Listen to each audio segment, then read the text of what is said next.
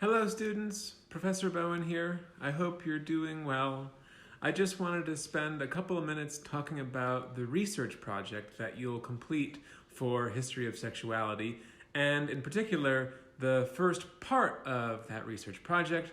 Your first assignment is drafting a research proposal. If you've looked at the syllabus, you'll see that this proposal is due at the end of next week. I think the official due date is September 3rd. It's not too soon to start thinking about the topic that you want to explore for your research project, a specific question related to that topic, and also different kinds of primary and secondary sources that you could use to investigate your topic of interest. And I just wanted to talk a little bit about what you need to do for the research proposal, part one. So the research proposal is a pretty short document that should be fairly easy to compose. Obviously, you are at the very beginning of your work here and probably don't have a whole lot to say yet, and that's fine. In terms of length, I'm looking for one solid paragraph in the research proposal. That's it. And that paragraph should do three different things. First, it should state the general topic that you're interested in. And when you pick a topic, you have to think about something that's neither too big and broad or too small and narrow. You don't want a topic that's something like the history of sexuality in China, right?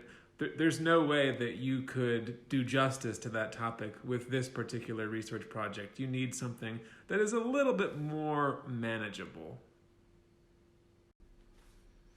You also want to be careful to avoid a topic that is too narrow and that there might not be any sources on. For example, if you picked something like the history of pornography in Chinese film of the 1950s and 60s, that might be an example of something that's a wee bit too small. So shoot for something between those two extremes. For example, the history of pornography in Chinese cinema, right? That would be an example of something that you could potentially do and find good sources on.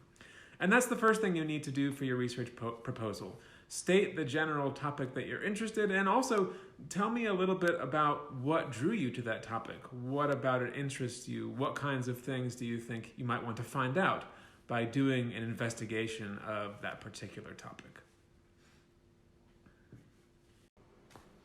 So, there you go. That's the first part of your research proposal. One or two sentences where you tell me, this is the topic, Professor Bowen, that I want to research, and this is what fascinates me about it. The second thing you want to do for your research proposal is try to come up with a specific question. Obviously, this is going to be related to your topic. There's something particular, hopefully, that you want to know through doing your research. So, to take my earlier example of the history of pornography in Chinese film, I might say, as a hypothetical research question, that I want to know about the relationship between gender and politics in Chinese cinematic pornography. Right? Take one sentence, just tell me what your question might be as you move forward.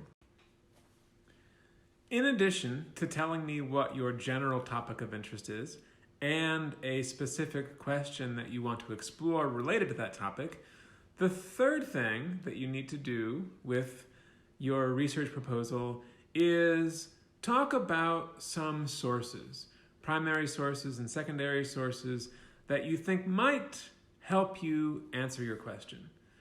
Obviously, since we are at the very beginning stages of your research, you might not have a lot of firm sources yet, but just think creatively about what might help you, right? So again, to take my earlier example, I could say that in order to address my question, I'm going to look at primary sources such as, movies from the 1950s and 60s that talk about sexual relationships or have some pornographic elements in them. That's it.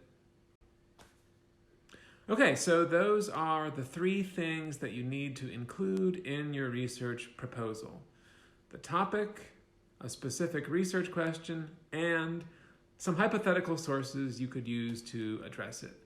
Now, all of this is subject to change. When you start doing your research, you might find that you don't have any sources that speak to the things that you're interested in, or you might stumble upon an even more interesting question that you didn't think about before. The things that you submit for the initial proposal are not set in stone. I'm not going to hold you to what you give me at the end of next week. The idea here is just to start the process of thinking creatively and critically about a research project in the history of sexuality. And I'm trying to give you some space and time here where you can do that step by step. And this is the first step. If you have any questions about any of these things with regard to the proposal or the broader research project, please don't hesitate to get in touch with me. I'd be more than happy to help you narrow down a topic, think about sources that you could use for your research, etc. So if you have questions, just email, send me a Telegram chat, whatever works best for you.